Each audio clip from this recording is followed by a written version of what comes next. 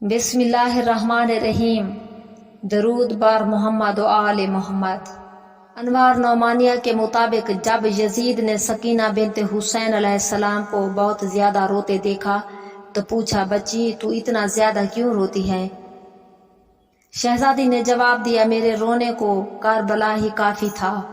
उस पर मुस्तजाद तेरे सिपाहियों ने कूफा से शाम तक हमें बेपालान के ऊँटों पर सवार किए रखा और हम ऊँट से गिर जाने के खौफ से ना सो सके। फिर जो सलूक तूने बाबुल सात से दरबार तक और दरबार में किया है, मेरे बाबा के सर से जो सलूक तूने किया है, इसमें से हर बात ऐसी है जिसमें जितना रोया जाए कम होगा। लेकिन कल रात जब हम दरे दरबार पे रोके गए और वहीं हमें रात गुजारने को कहा गया तो मैंने एक ऐसा ख्वाब देखा जिसने मेरे तमाम गमों को ताज़ा कर दिया। यजीद ने जिस शख्स के हाथ में रस्सी थी उसे कहा, फौरन इन्हें खोल दे ताकि मैं ये ख्वाब सुन लूं। फिर शहजादी से कहा, मुझे ख्वाब सुना। शहजादी ने फरमाया, मैंने ख्वाब में एक नूरानी महल देखा है जिसके कुंगरे याकूत से थे, सतून जबरजद जैसे थे और दरवाजे सोने के थे। मैं उस महल के दरवाजे पर खड़ी उसे देख रही थी कि दरवाजा खुला, उसमें से 5 बुजुर्ग बाहर आए।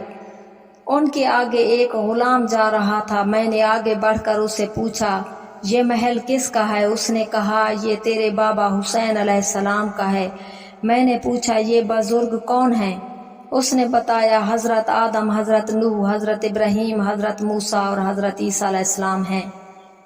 जब वो आगे बढ़ गए तो उनके बाद एक इंतहाई हसीन नौजवान बाहर आया जिसने एक हाथ अपने रीश मुबारक पर रखा हुआ था और रो रहा था। उनके आगे भी एक गुलाम था। मैंने गुलाम से पूछा, ये कौन है? उसने कहा, क्या आप इन्हें नहीं पहचानती? ये आपके जद अमजद सरकार सैयदुल अंबिया हैं।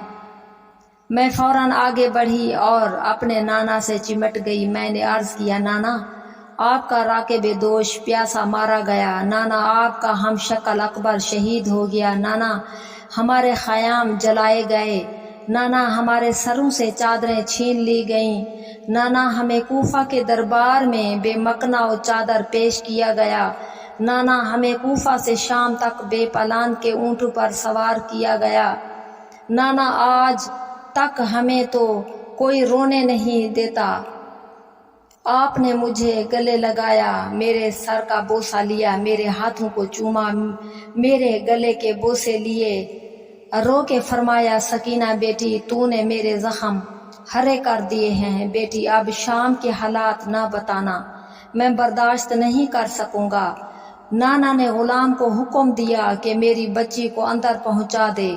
गुलाम मुझे अंदर ले गया। वहां एक कमरे में 5 मस्तूरात बैठी थी। उनके दरमियान एक मस्तूर थी जिसके बाल खुले हुए थे, लिबास स्याह था।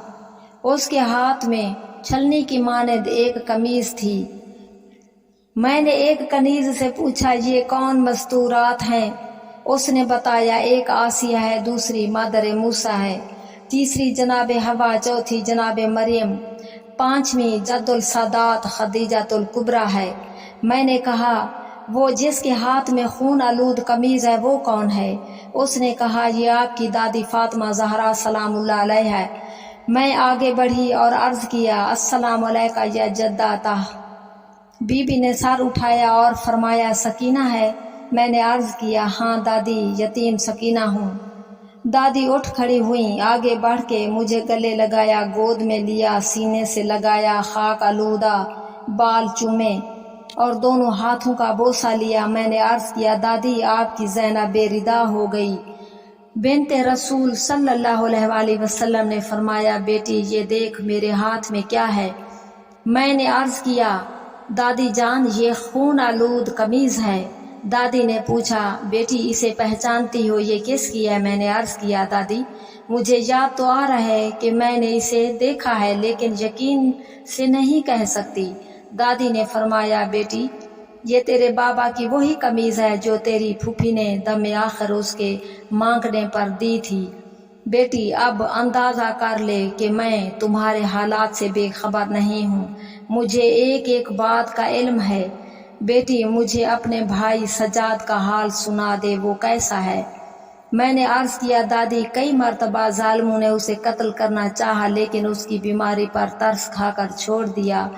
دادی کاش آپ اپنے بیمار کو اس وقت دیکھتی جب اسے پایا جولان زنجیر بدست اور تو کے بگردن اسیر کر کے بے پلان کے اونٹوں پر سوار کیا گیا، اور جب وہ خود سنبھل نہ سکتا تھا تو ایک رسی سے ان کے دونوں پاؤں پشت شتر کے نیچے سے باندھ دیے گئے اور ایک رسی اونٹ کے گلے میں ڈال کر میرے بیمار بھائی کے گلے میں باندھ دی۔ پھر دادی اور پوتی دونوں رونے لگیں۔ لعنت اللہ علی کل ظالمین۔